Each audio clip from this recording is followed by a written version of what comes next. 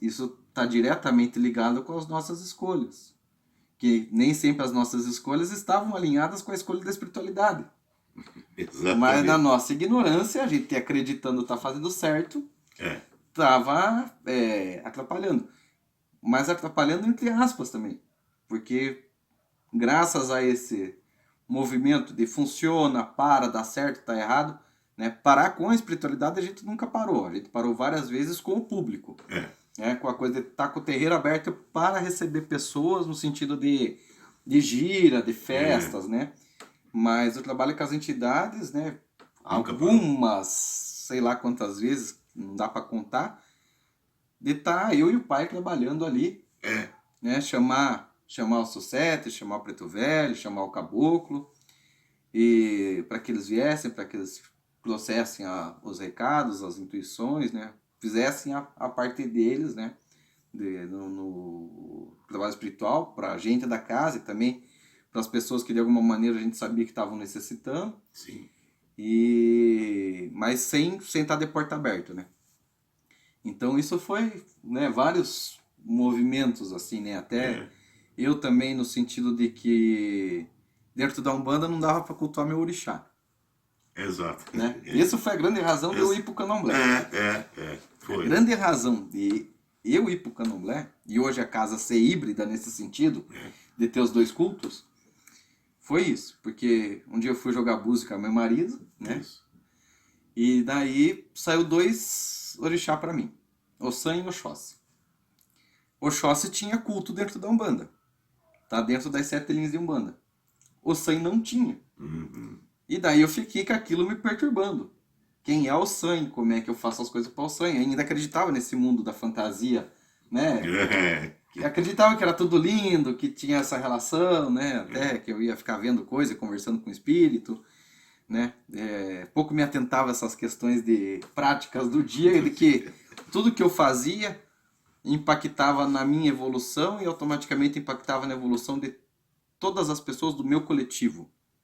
Isso tanto no ambiente familiar, É, nos ambientes que eu estava inserido, como escola, como trabalho, e também na questão do próprio terreiro. é, Que é as verdade. minhas escolhas e o como eu me portava, como eu me relacionava com a sociedade e dentro da sociedade Povo de Santo, a minha ação tinha reflexo, que isso é uma outra coisa que a gente passou a perceber e de certa maneira também tenta passar adiante, É verdade.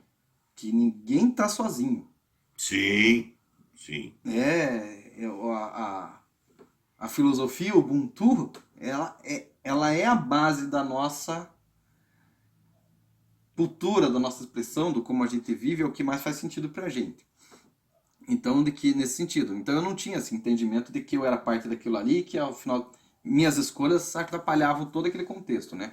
Ou poderiam contribuir com todo aquele Sim, contexto. exatamente. Então, e daí caiu nessa. Tá, o SAI não tem, depois a gente parou de frequentar a casa da mãe Marisa. Nesse processo a gente montou aqui, ficamos centrados na determinação dos guias do pai, montamos o terreiro. E quando foi pro final do ano, daí, né, a metade do ano de 2009, Ok. daí eu me iniciei no candomblé na casa do pai Jorge, né? E daí realmente daí fui iniciado para o sangue ali. E daí a partir daquilo, daí a casa começou a ter, né, movimentos assim, porque se eu estava recolhido e eu era a pessoa que ajudava o pai, eu não estava de preceito, eu não podia tocar umbanda. Exato. É. Então a casa parava Em razão, em né? razão disso. É. Era um respeito, Sim. era uma forma de respeitar. Mas, de certa maneira, também as outras pessoas que frequentavam a casa não compreendiam muito bem isso. É. Então, era uma das razões também de alguns afastamentos. É. Também foi isso. Tá, mas se eu tô com uma obrigação de santo, a gente não pode, eu não posso estar ajudando na Umbanda e tinha uma relação de estar fazendo os trabalhos junto, então automaticamente o trabalho da Umbanda era suspenso, É. né? Então, daí também criou algumas situações nesse sentido de afastamento de pessoas e algumas pessoas que também é uma coisa que existe, né? Por incrível que pareça, e ainda existe. Isso sempre existiu, não sei. Mas algumas pessoas que têm uma coisa de separação. Não, eu só frequento Umbanda, eu não quero saber de nada do Candomblé. Isso tem. Né? E muito disso parte da Umbanda para com o Candomblé. Então algumas pessoas que viram, né, que viram e que vê que a gente tem elementos do Candomblé e tem essa presença do Candomblé na casa, isso também se torna uma barreira. De que, não, mas eu quero uma casa que seja só de Umbanda, né? Então isso daí também acaba se tornando uma barreira. Respeitamos, né? Sim. Respeito, mas ao mesmo tempo uma questão de conflito também, porque dentro da Umbanda tem muitas coisas que são referentes ao Candomblé. Existe uma... não sei se seria bem certa a palavra, mas que é uma apropriação de vários elementos do Candomblé no transcorrer dos rituais da Umbanda. A gente acredita que a Umbanda não precisa emprestar fundamento de ninguém.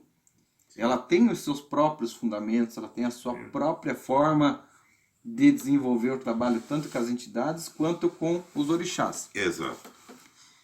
Mas a gente percebe no dia a dia que existe um fluxo, uma proximidade dos dois. Muito né? grande. Aqui em casa isso realmente se constituiu com a proximidade dos dois, está aí no dia a dia, não tem como a gente... Foi assim que a espiritualidade viabilizou que a coisa acontecesse. Exato. Né? Então, cada coisa no seu dia, mas o espaço compõe as duas coisas. Então, e foi interessante também, né, esse processo, né? Foi, né? Porque foi crescimento. O conhecimento que o pai tinha era bem da Umbanda, né? Da Umbanda. A vivência que o pai teve, até que eu me iniciasse, sempre foi da Umbanda. Sempre foi da Umbanda. Não tinha, assim, conhecimento... Até hoje eu não tenho conhecimento nenhum.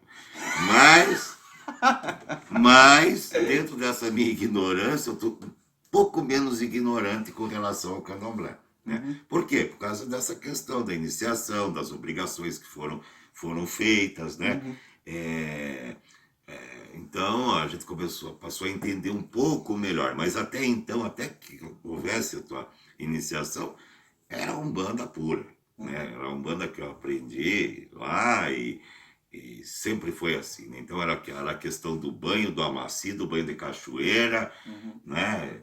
Era Umbanda, né? A gente tinha lá alusões aos orixás, né? Mas era uma coisa assim,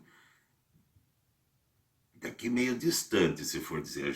Respeito, Xangô, pai Xangô, mas era o caboclo de Xangô que ia trabalhar ali, né? Era o caboclo na irradiação de Xangô. Xangô, então ele tá lá em cima na pedreira, beleza.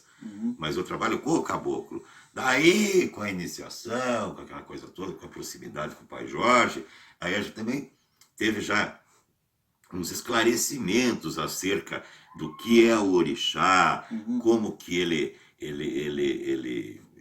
se manifesta, né? Eu vi um xirê de candomblé, não entendia nada. Eu vi um monte de gente lá rodando para cima e para baixo. Eu, na minha burrice, né, pensava assim, mas não dão consulta, não fala com ninguém. Depois fui entender, não, qual que é a hora do passe? Qual que é a hora do passe? Né? Qual que é a hora do passe? Pô, o cara antipático, não fala com ninguém. Sim. Né? Mas aí eu comecei a entender, não, seu burro, isso aí é outra coisa, isso é uma emanação. Aí eu comecei a entender, sabe, aquele negócio todo. E isso faz parte do progresso, faz parte